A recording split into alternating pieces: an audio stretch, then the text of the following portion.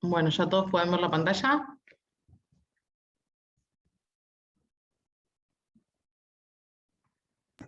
Sí, profe. Sí, profe. Buenísimo. Bueno, como para hacer un paneo, como fuimos viendo desde el principio, el servicio de diagnóstico por imagen está formado por distintas complejidades y distintas áreas. Empezamos en su principio con lo que era radiología convencional, que esto incluye mamografía, estudios contrastados, donde podemos encontrar distintos tipos de complejidad, una complejidad media en lo que son, por ejemplo, los estudios de hemodinamia o los estudios contrastados que necesitan o de algún tipo de anestesia o algún tipo de contraste, lo que es baja complejidad, que son las radiografías como la mamografía, la densitometría o lo que es la radiología convencional. Y ahora vamos a empezar a hablar un poquito de lo que es tomografía axial computada, que es lo primero cuando estamos hablando de alta complejidad. Cuando empezamos a hablar de alta complejidad, el primero que se nos puede venir a la mente es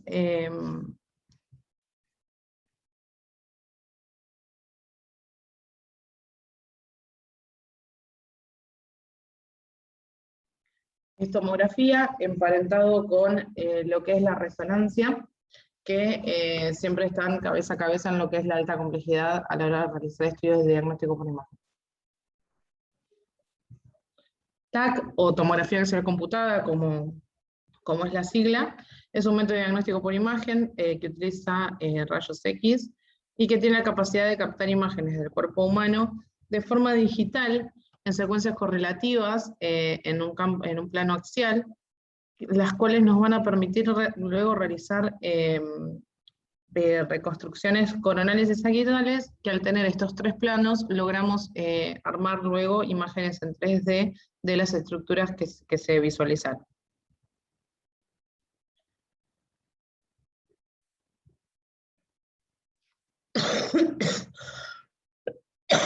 Como para que tengan un paneo desde cuándo tenemos acceso a lo que es la tomografía. En 1963, Cormack desarrolla el método para calcular la distribución de la absorción de la radiación, y se necesitó también de la colaboración de Hansfield, que era un ingeniero físico que trabajaba junto con EMI, la gran empresa musical que ha manejado los Beatles, los Rolling Stones, etc. Entre ellos dos diseñaron todo lo que eran los métodos y las computadoras que tenían la capacidad de adaptar, de calcular esta distribución de la absorción de los rayos X y adaptarlo a un algoritmo que nos permite a nosotros luego ver las imágenes de manera digital. En 1972 se realiza el primer estudio al primer paciente, que era un tomógrafo que solamente permitía hacer tomografías de cráneo, era obviamente muy rudimentario, y recién en 1979 tanto Cormack como Hansfield reciben el premio Nobel de Física por el desarrollo del tomógrafo, siendo de manera como dato curioso, se conocieron el día que reciben el premio. Nunca se habían conocido, si bien habían intercambiado y trabajado en conjunto por medio de Hansfield había utilizado los desarrollos de Cormack, no habían trabajado en conjunto en el mismo lugar nunca. Esos son los tres planos en los que nosotros vamos a poder reconstruir. Fíjense lo que es el corte coronal, como habíamos estado hablando en un principio cuando hablamos de lo que es terminología. Cuando hablamos de coronal estamos viendo imágenes de hacia atrás o hacia adelante, siempre hablando de lo que es anterior y posterior. Lo que son los cortes axiales o horizontales, en este caso estamos hablando de más arriba, de superior o de inferior. Y cuando hablamos de medial o sagital, estamos hablando de lo que es de derecha a izquierda. Así podemos visualizar los distintos cortes, siendo que este es un corte coronal de un cráneo, el del medio es un corte sagital y este es un corte axial. Lo mismo, pero en este caso es un abdomen. Acá a la izquierda pueden observar, este es un abdomen visto en corte sagital. Este es un corte axial, y este es un corte coronal de un abdomen con contraste, en donde podemos visualizar todo lo que es vía urinaria superior y riñón. Esto es lo mismo con una cervical, podemos observar corte axial, corte coronal y corte sagital. En lo que es la evolución del equipamiento, tenemos se fueron dividiendo en distintas generaciones. Vamos a hablar solamente de 4, en algunos libros de texto van a encontrar que se habla hasta de una quinta y una sexta generación, pero la verdad es que no hay mucha diferencia entre la cuarta y la sexta y lo que tenemos hoy en día, entonces no vamos a hacer tanto hincapié, ya que no hubo de esos tomógrafos y no hay actualmente en lo que es el territorio argentino de esos tomógrafos, porque se saltó de lo que es trabajar con una tercera generación a trabajar con un helicoidal. Los equipamientos, como les decía, se dividen en distintas generaciones. Los primeros que nos interesan a nosotros son la primera generación, segunda y tercera, que esta fue una evolución de poquitos años. Esto se evolucionó desde el año 1971 a 1973, para llegar luego a lo que son los tomógrafos helicoidales y multicorte, que son los que trabajamos hoy en día, que fueron desarrollados en 1990 y 1998 respectivamente. El principio físico, como habíamos hablado al principio, utiliza un principio físico de rayos X que van a ser captados por detectores, los cuales van a transmitir por medio de un algoritmo los datos para realizar la construcción de imagen en una computadora. Cuando hablamos de tomógrafos de primera generación, podemos decir que eran tomógrafos que tenían un movimiento de traslación y rotación, es decir, se trasladaban de manera horizontal, luego rotaban y se requerían 180 traslaciones separadas por una rotación de 1 grado para realizar un único corte, ¿sí? El detector era un único detector y el haz, ¿se acuerdan cuando hablamos de haz? Estamos hablando de, por ejemplo, en el caso del tubo de rayos X, ¿se acuerdan que nosotros podíamos abrir el colimador y tener un haz amplio y cerrarlo para tener un campo más chico? En el caso del haz, en el caso del tomógrafo, del tubo que tenía el primer tomógrafo de primera generación, era un haz como si fuera una punta de lápiz, como si fuera un puntero láser. Y tardaba aproximadamente 5 minutos en obtener cada imagen. Este es un diagrama para que ustedes vean cómo funcionaba la traslación. El tubo pasaba de un punto a otro, se trasladaba, rotaba 1 grado y volvía a hacer lo mismo. Se trasladaba, mientras tanto iba captando imágenes y de esa manera imagínense que hacía una traslación por cada grado de rotación. Esa es una imagen del primer tomógrafo. Verán que solamente podía entrar la cabeza del paciente. Y cuando hablamos de segunda generación, la mayor modificación que se realizó fue que, si bien manteníamos los movimientos de traslación y rotación, el haz ya era en abanico. Se abría como si fuera un abanico, como si ustedes abrieran un foco, de 3 a 10 grados. Ya empezaron a poner detectores múltiples para poder captar más cantidad de imágenes en menos tiempo, y pasamos de tener de un detector que tenía la primera generación a tener entre 5 a 30 detectores este equipamiento. Cada traslación estaba seguida por una rotación de 5 grados, lo cual también disminuía bastante el tiempo de captación de imagen, y por lo tanto se redujo el número de traslaciones a 18 para obtener una imagen 180.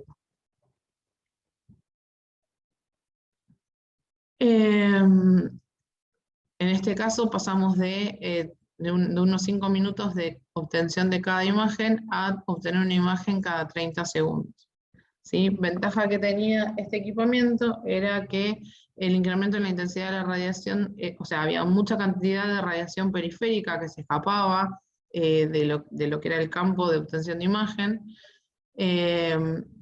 o sea, el paciente se irradiaba por demás, y como ventaja se reducían los tiempos de obtención de imagen, y la traslación proporciona el mismo número de datos que varias traslaciones. Es decir, antes teníamos una traslación que estaba seguida de un solo grado de rotación, ahora con 5, estas traslaciones conseguían mucha más cantidad de información y de datos, para obtener mejor calidad de imagen. Este era el formato, el mismo logo. Fíjense que ya tenemos, en vez de un haz en lápiz, tenemos un campo en forma de abanico que podemos observar, pero fíjense cómo en cada traslación, si bien en esta del medio iba a impactar contra el paciente, teníamos muchas veces en donde el haz pasaba sin casi rozar el objeto de estudio. Entonces esos eran disparos que no estaban obteniendo información útil, sino que solamente estaban emitiendo radiación dispersa que estaba siendo absorbida por el paciente.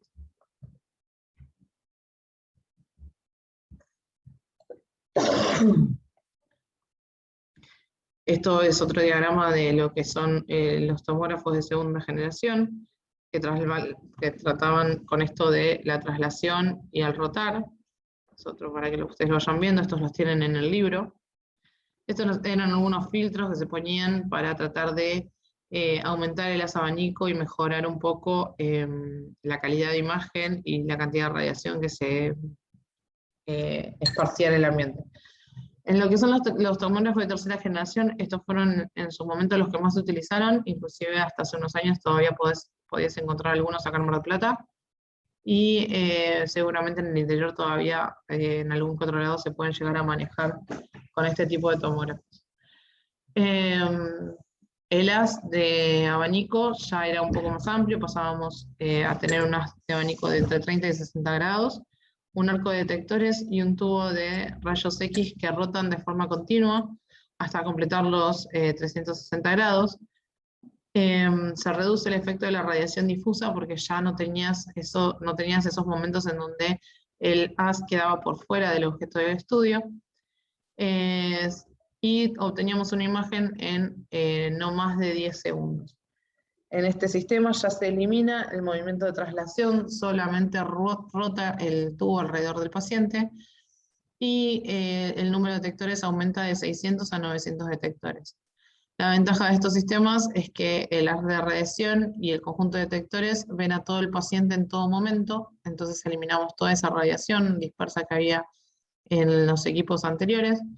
Y como desventaja tenemos lo que es artefactos en anillo, que esto se produce cuando hay un mal funcionamiento de un detector, que se generan como unos anillos en las imágenes que obtiene, que se van a ver en todas las imágenes de todos los pacientes que se realizan. Este es el formato en donde ustedes pueden ver que tenemos un tubo de rayos X con un campo bastante amplio, de lo que es que en todo momento está abarcando a todo el paciente. Los equipos de cuarta generación no hubo muchos y fue una generación que fue corta, ya que pasamos directamente a lo que fueron los helicoidales y multicorte. El único cambio grande que se hizo es que en este caso solo gira el tubo, tenemos un solo movimiento de rotación que lo realiza solo el tubo, y tiene un anillo fijo de detectores alrededor de todo lo que es el gantry. El haz sigue siendo de abanico, la calidad se mantiene igual y las imágenes se obtienen en menos de un segundo. Estos en este caso no tenían el artefacto de anillo en caso de que se rompiera un detector, pero tenían una gran desventaja de que el mantenimiento era muy alto por la cantidad de detectores que se necesitaban para marcar la totalidad de todo el gantry, y la reparación de los detectores también se hacía de alto costo. El tomógrafo helicoidal llega aproximadamente en 1989. En este caso la camilla se mueve en conjunto con el movimiento de rotación del tubo de rayos X y su arco de detectores, produciendo un examen en espiral. Este movimiento de rotación está vinculado a la camilla, que nos da un valor que nosotros podemos modificar, que es el valor de pitch, es la velocidad a la que va a ingresar o salir la camilla, y en cuántas rotaciones se va a realizar el estudio, y adquiere imágenes secuenciales en forma de hélice. Al tener imágenes secuenciales en forma de hélices, nosotros podemos lograr una buena superposición y evitar la pérdida de captación de imágenes que solía pasar con los equipos de generaciones anteriores. Siempre había, como hacen cortes de 5 milímetros cada 5, vos tenías que saber que había 5 milímetros que te estabas perdiendo de información entre cada corte que vos veías. Entonces, en este caso, al obtener en forma de hélice, imagínense que no se está perdiendo nada de información, sino que luego en las reconstrucciones nosotros podemos utilizar esa hélice que tenemos para poder lograr una buena superposición y evitar pérdida de información. Como ventajas, es 10 veces más rápida que la tomografía de tercera generación, requiere menos indicaciones para el paciente, es decir, antes vos le tenías que decir al paciente que respire y no respire durante periodos de tiempo más largos, especialmente cuando se realizaban estudios respiratorios. En este caso solamente se le va a pedir al paciente que aguante la respiración dependiendo de la velocidad del tomógrafo, no más de 15 segundos. Y evita la discontinuidad, como les venía diciendo, de los cortes, posibilita una buena reconstrucción 3D, y esto también permitió nuevos estudios que de diagnóstico se empezaron a utilizar, que son las angioTAC y los diagnósticos de tromboembolismo pulmonar, en donde todo esto podemos ver en lo que es la angioTAC, por medio de la inyección de contraste, nosotros podemos ver grandes vasos, corazón, y en el caso del TEP podemos ver cualquier tromboembolismo pulmonar que puede estar obstruyendo la irrigación como corresponde. El espesor de corte variable puede variar entre 0,5 a 5 milímetros. Cuando hablamos del equipamiento, vamos a estar hablando de que tenemos una sala de comando y una sala de exploración. En la sala de comando vamos a encontrar una CPU, teclado, mouse, todos aquellos programas de reconstrucción de imagen. Siempre vamos a tener alguna estación auxiliar en donde ya sea el médico o quien quiera visualizar algún estudio que ya se haya realizado, que también nos puede servir como backup para guardar los estudios realizados o para visualización de estudios. Va a haber siempre aire acondicionado debido a que el equipamiento requiere que la sala permanezca entre 19 y 21 grados máximo, debido a la gran emisión de calor que emiten las computadoras. Vamos a tener una impresora láser en caso de que se requiera imprimir alguna imagen de los estudios realizados, y vamos a tener el comando de la bomba, que la bomba es, ahora les voy a mostrar imágenes, es como una jeringa muy grande que a nosotros nos permite desde el comando ir pasando el contraste al paciente a medida que vamos realizando el estudio. Esto es un implemento muy necesario, especialmente a la hora de realizar angioTAC y los TEP. En la sala de exploración vamos a encontrar el gantry con un carro de anestesia en caso de ser necesario, porque por ejemplo en pediatría se va a realizar cualquier paciente de menos de 5 años. Para realizar la tomografía se requiere de la asistencia de un médico anestesista que se va a encargar de adormecer al paciente. Vamos a encontrar la camilla de trabajo, un generador de alta tensión, bomba y de vuelta aire acondicionado debido al calor que emiten los equipamientos y que es necesaria la refrigeración de la sala. Esta es una sala, a lo que llamamos gantry, es al gran anillo o la dona, como le solemos decir. ¿Sí? Ese es el gantry, donde dentro vamos a tener al tubo que va a estar girando con su arco de detectores, un cabezal que se utiliza para realizar todas aquellas posiciones donde el paciente va a ingresar con la cabeza primero, que nos sirve de sujeción para la cabeza. Lo que es la camilla siempre es basculante, hacia arriba, hacia abajo, y hacia adentro y hacia afuera. Estos de este formato suelen ser los generadores de alta tensión, pueden estar ubicados en distintas partes de la sala, dependiendo de la distribución de la misma. Y como siempre, aires acondicionados, a veces 1 o 2, dependiendo de los que se necesiten para mantener la sala en la temperatura correcta. Este es un carro de anestesia, tipo, en donde va a estar para cualquier asistencia que se necesite del anestesista. Y cuando levantamos lo que es la carcasa del gantry, esto es lo que vamos a ver. Este es el tubo de rayos X, que no difiere mucho de lo que es el rayo de tubos de radiología convencional.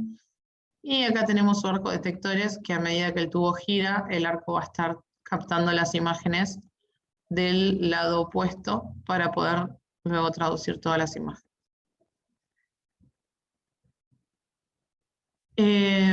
Cuando hablamos del gantry, como les venía diciendo, consta de un tubo de rayos X, detectores y un generador de alto voltaje.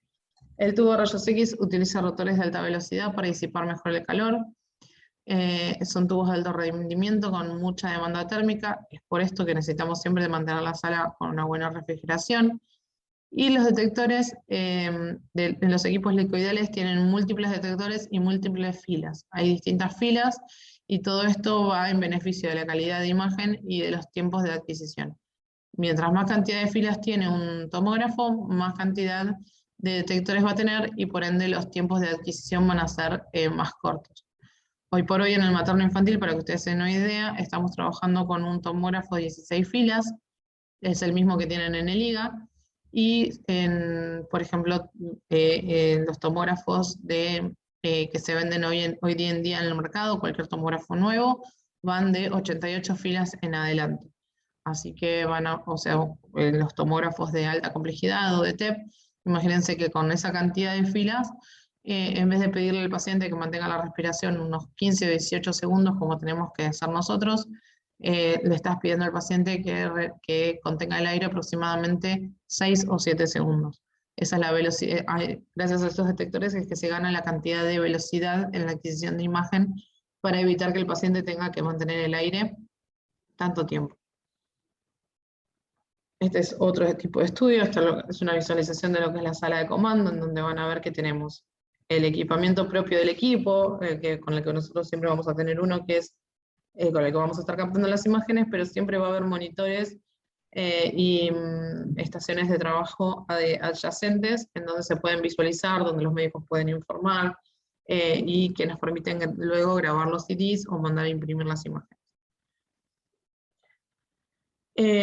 Como les venía diciendo, pueden estar equipados con 2 o 3 consolas, siempre va a haber una exclusiva para el técnico radiólogo y luego van a estar las otras que van a estar utilizadas por los médicos radiólogos o aquella persona que necesite ver. Esta es la impresora láser, es una impresora muy similar o igual, por decirlo de una manera, a lo que es la que se utiliza en radiología convencional. Y esta es la bomba, que como verán, esto se cambia, este soporte es lo que luego va a realizar la inyección, y este soporte es extraíble, donde nosotros ponemos una jeringa que encaja perfectamente, y por medio de este control remoto, que nosotros lo tenemos dentro de lo que es la consola, le programamos la velocidad y el tiempo de inyección, y con este botoncito, que en este caso está frenado, le das inicio, y va a empezar a pasar el contraste a la velocidad que vos lo programes. De manera que no es necesario que alguien permanezca en la sala durante la exploración para no irradiar ya sea al médico radiólogo o al enfermero que esté pasando el contraste. Los protocolos que se utilizan van a variar dependiendo del servicio donde ustedes vayan a trabajar. Pueden depender por la edad, en el caso de pediatría. Pueden depender de estado de paciente o de zona a explorar. Pueden haber distintos protocolos, por ejemplo, para abdomen con contraste, abdomen sin contraste, trifásicos en caso de que se quiera ver 3 fases de hígado. Se pueden llegar a encontrar algunos protocolos especiales para ver árbol urinario. Dependiendo del lugar donde trabajen y del formato de cómo esté preparado el tomógrafo, ustedes van a encontrar distintos protocolos de trabajo. Las indicaciones que se le van a realizar al paciente van a variar dependiendo del estudio. En el caso de que requiera inyección de medio contraste, se le va a solicitar al paciente que se realice un test de alergia, debido a que algunos contrastes pueden llegar a representar algún tipo de reacción adversa en pacientes. Y en el caso de un test de alergia, en un caso de contraste, se suele pedir un consentimiento, se le suele dar al paciente un consentimiento informado, el cual va a firmar antes de la realización. Y en caso de que sea con contraste, el paciente también va a tener que tener ayuno, dependiendo de si se va a ver, árbol urinario, se va a ver estómago, tubo digestivo, demás. Cuando estamos hablando de la imagen, ¿se acuerdan que en lo que es radiología convencional, nosotros estábamos hablando de radio opaco, radio lúcido, cuando nos estamos refiriendo a distintas tonalidades de blancos y contrastes de negro? Cuando hablamos y describimos una tomografía,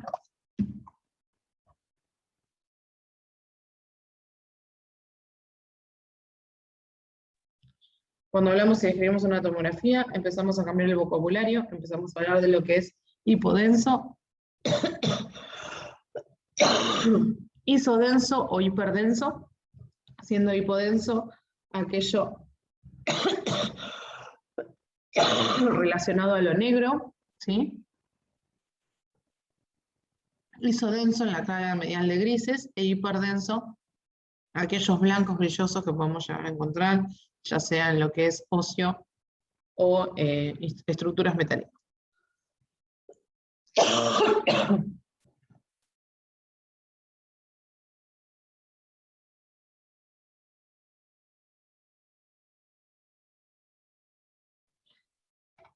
Cuando decimos que hay un artefacto en la imagen, estamos hablando de fallas en la imagen que pueden ser por movimientos del paciente, pueden ser porque hay un artefacto que el paciente no se pudo o se olvidó de sacar.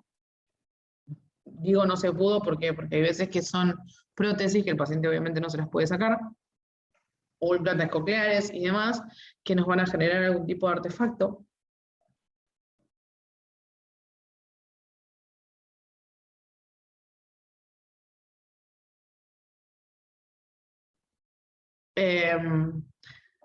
Puede haber también artefactos técnicos que son por fallas en el equipamiento, como habíamos visto, como habíamos hablado antes, el del haz de anillo, que eso es un claro indicador de que hay que llamar al técnico para cambiar algún detector. Y después hay algunos artefactos por endurecimiento del haz, que es cuando hay mucha superposición de estructuras, como en la zona de los hombros o de la base de la pelvis, en donde esa superposición se puede ver con algunas líneas y algunos efectos en lo que es la calidad de imagen. Si vos comparás cortes de lo que es la altura de los hombros con unos centímetros más abajo, la calidad de imagen es mucho superior cuando no tenés toda la superposición de los dos brazos y los hombros a esa altura del cuerpo.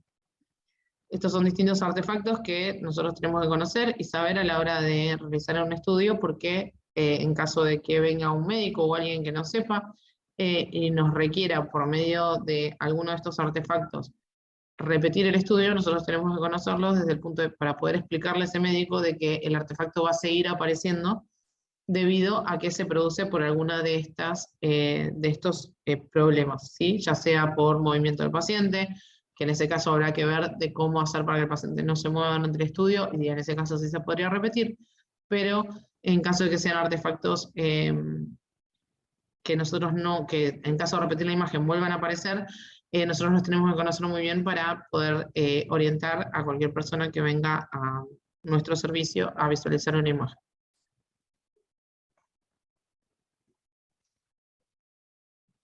Así se ven, por ejemplo, los artefactos por objeto metálico. En este caso, el paciente no se ha retirado unos aritos que tiene al costado. Entonces nosotros podemos visualizar este artefacto producido en ese corte. Una vez que vas más arriba ya se deja de ver, pero en los cortes a la altura de las orejas, debido a los aritos, se ve de esta manera. En el caso de la derecha, es un caso distinto, porque en este caso el paciente tiene un proyectil de bala alojado en el cerebro, entonces obviamente se genera a la altura donde está el proyectil, se va a generar este artefacto, pero la tomografía se realiza más que nada con el fin de poder observar algún tipo de sangrado o de lesión en lo que es el recorrido de la bala.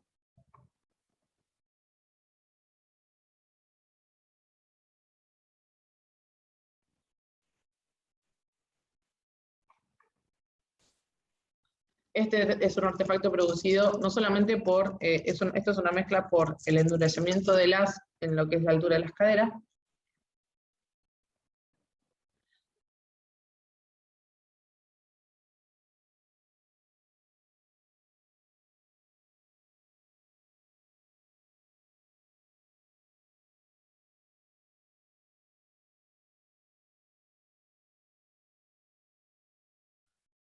sino también porque el paciente tiene una prótesis de cadera, en donde se puede visualizar en la cadera derecha la cabeza de la prótesis, que genera ese artefacto que se irradia para todo el resto del área explorar.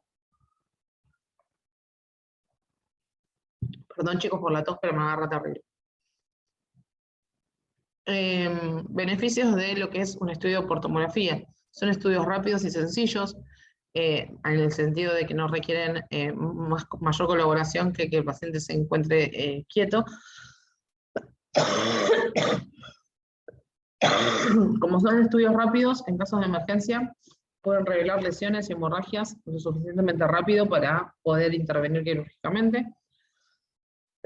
Las imágenes son exactas y es un estudio que no es invasivo ni provoca ningún tipo de dolor al paciente.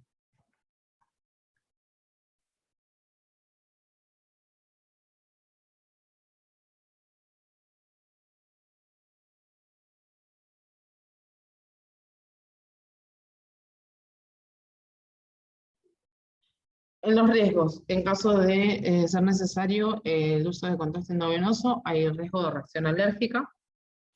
En caso de que el paciente sea pediátrico o no pueda permanecer quieto por algún tipo de patología, es necesaria la intervención de un médico anestesista.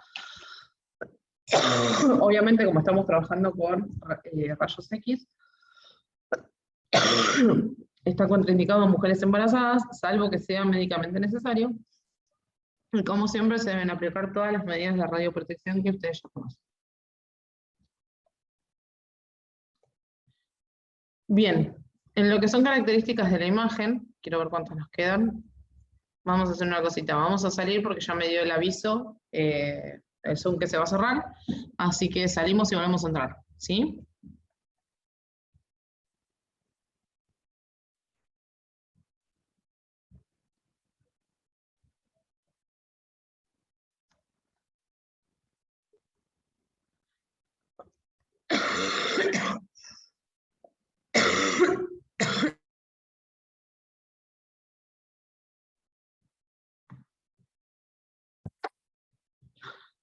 Bueno, vamos a seguir. Cuando hablamos de características de la imagen, en tomografía los rayos forman una imagen que se almacena de forma eléctrica y se muestra como una matriz de intensidades. Estas serán las matrices de intensidades que nosotros vamos a conocer como la escala de Hounsfield. Estas imágenes pueden editarse y procesarse de maneras diferentes gracias a que nosotros vamos a obtener un volumen que es como un paquete de datos con todas las imágenes de cortes muy finitos, y nosotros los vamos a poder procesar de distintas maneras para generar distintos tipos de reconstrucciones. Lo más clásico es generar una reconstrucción axial, una coronal y una sagital, y luego realizar un formato de 3D.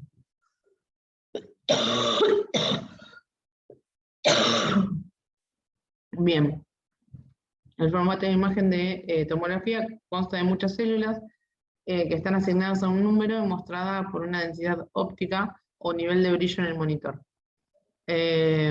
Fíjense que los sistemas actuales cuentan con matrices de 512 por 512 y cada célula de información es un píxel y su información numérica se traduce en una unidad de Hounsfield. O sea, nosotros nos podemos parar con un cursor que tiene el tomógrafo en un pequeño píxel de la imagen y nos va a decir exactamente en qué escala de Hounsfield está, y nosotros podemos saber qué tonalidad de gris y qué características tiene la imagen en ese pequeño píxel que nosotros podemos analizar de esa manera.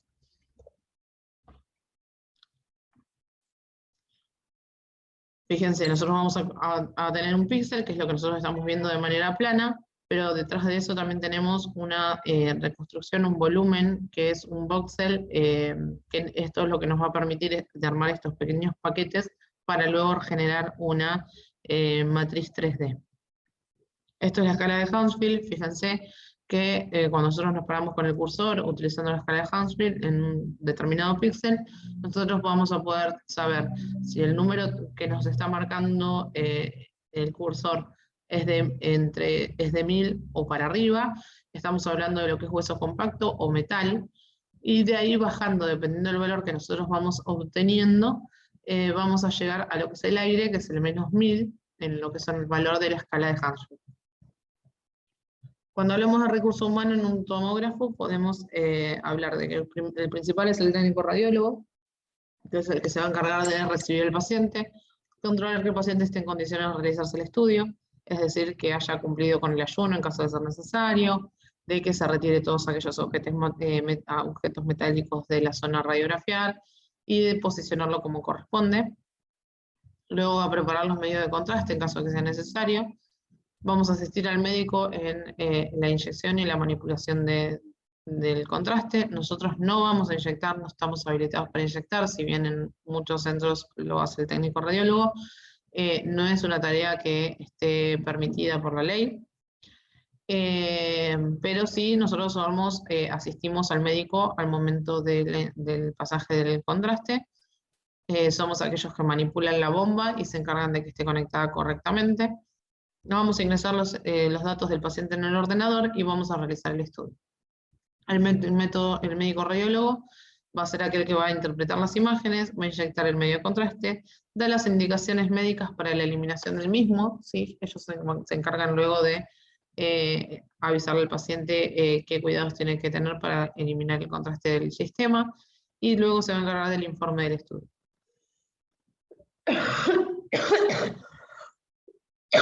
Si bien estamos hablando de estudios de alta complejidad,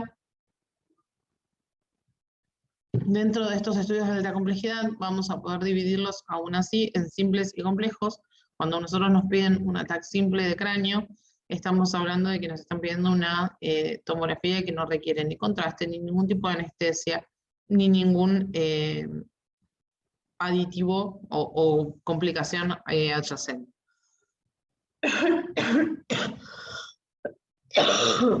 En el caso de las más complejas, son aquellas que necesitan anestesia, contraste oral o endovenoso.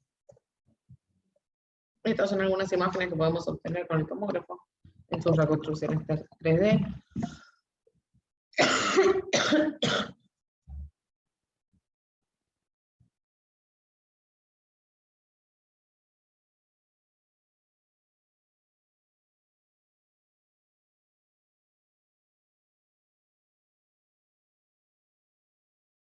En lo que es la imagen de la izquierda, podemos ver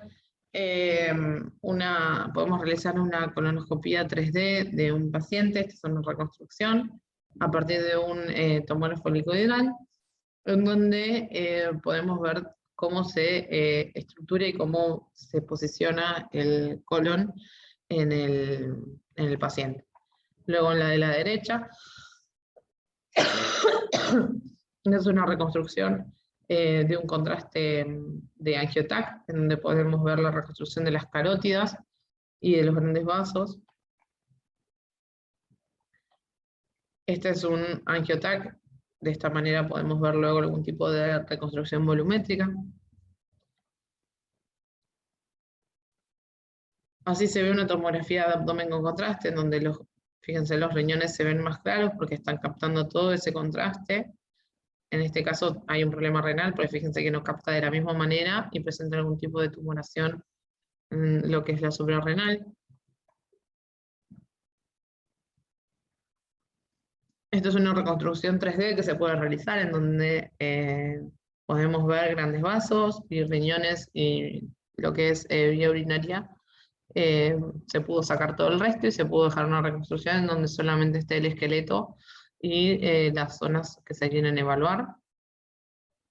En este caso se retira el esqueleto y queda solamente lo que son riñones, corazón y grandes vasos. En base en volumen podemos observar este tipo de reconstrucciones. Esta es una reconstrucción 3D de una pelvis. Esto es en el tomógrafo del Hospital Materno Infantil. En este caso se ve una diástasis en lo que es el pubis. Fíjense que esos dos huesitos tendrían que estar cerquita, articulando uno con el otro. Y se produjo una separación debido a un trauma. Acá podemos ver lo que es una parrilla costal, su esternón de lateral, con sus omóplatos y sus brazos extendidos. Y después hay algunos estudios terapéuticos que también se realizan con el fin de aliviar alguna dolencia del paciente, o de estudiar a más profundidad a nivel patológico alguna masa o tumor o zona que se pueda haber visto en algún estudio diagnóstico por imagen. En el caso del bloqueo radicular, es un procedimiento que se realiza guiado por tomografía, en el cual se le va a inyectar al paciente un anestésico en la columna lumbar, con el fin de aliviar cuando son pacientes que tienen pinzamientos de discos múltiples y dolores en la espalda crónicos. Se les realiza este tipo de procedimiento, que es como una analgesia que dura aproximadamente entre 6 a 8 meses. Se pueden realizar biopsias y punciones de distintos tipos de masas tumorales que se puedan observar, guiados por tomografía, y las marcaciones en radioterapia. Es decir, cuando un paciente oncológico está por empezar un tratamiento de radioterapia, con ayuda del tomógrafo se realizan las marcaciones para saber bien a qué profundidad, de dónde hasta dónde y cuál va a ser la zona que se va a estar exponiendo a la radiación para el estudio de radioterapia. Bueno, hasta ahí llegamos con tomografía. ¿Dudas?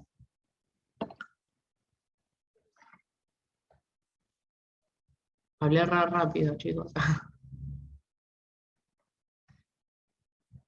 Bien, bueno.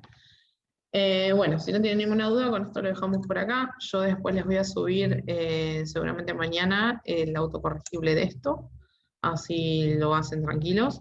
Después tengo que entrar para revisar si alguno hizo alguno de los anteriores, que no he tenido la oportunidad, pues estuve sin internet más de lo que pensé.